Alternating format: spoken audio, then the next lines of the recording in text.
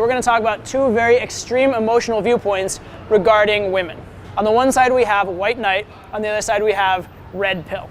And for those of you who don't know what these are, I'm going to give you kind of a quick primer. So first, white knight. The metaphor here is the knight from the Middle Ages who rescues damsels in distress. So he kind of puts women on a pedestal, believes they need to be saved, believes they're honorable and sweet and nice, and specifically sexually usually believes that like they aren't lascivious, they aren't sluts, they don't want a lot of sex, they need to have their honor protected.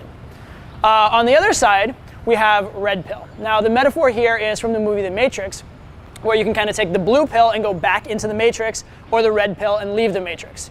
Now, if you take the blue pill, you're going to this nice, lovely place, but it's delusional. It's not based on reality, right? So it's the easy choice to make, but it's not the right choice. Or you can take the red pill, and the red pill takes you outside of the Matrix, which is disturbing, difficult, kind of like an awful existence by comparison, but it is based on reality, and it's the choice that sort of has more character to it.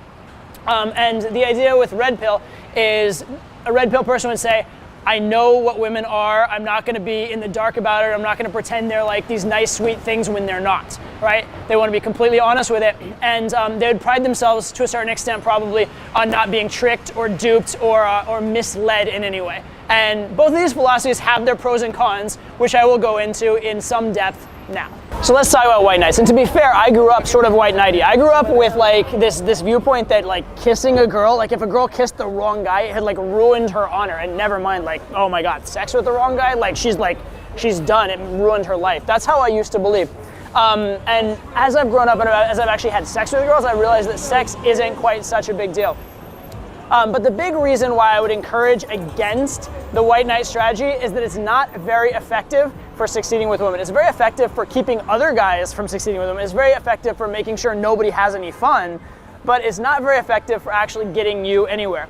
I mean, I kind of like liken it to, say everybody's like out having a fun party, and you're the guy that like, you know, calls the cops and says, oh, there's some weed there or something, and like ruins everybody's party.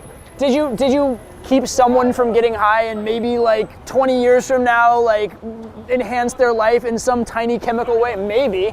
But what did you do? You ruined everybody's night.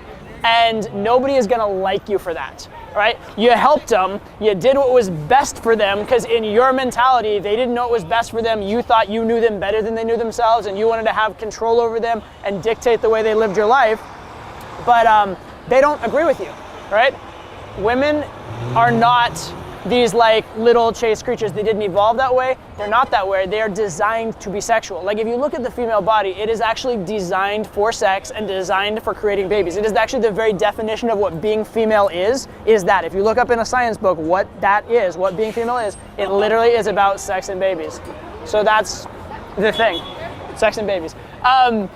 But their nature is not to follow all the rules of the 21st century. Their nature is not to get into trouble. Their nature is to have fun, go after high-value guys, and to have relationships the best they can with those high-value guys and live life in the way that makes them feel good. And if you're the source of bad emotions and judgment, yes, you may stop them from sleeping with other guys because they're worried about their social reputation, but they will hate you for it and they will not want to sleep with you, okay? And most guys, maybe not most, a lot of guys that are white knight, the reason they're doing it on a deep level isn't necessarily just to try and protect the girls. It's because they think that if they protect the girls, they'll win the girl over. It's a little like those Hollywood movies you see where the dorky guy has no chance with the girl and then he saves the world and gets the girl. That's kind of what the white knight feels. And to be fair, you probably would have to save the world to get a lot of girls being a white knight, because it's just not that effective a strategy for actually succeeding. It's just a really good way to ruin everybody else's party.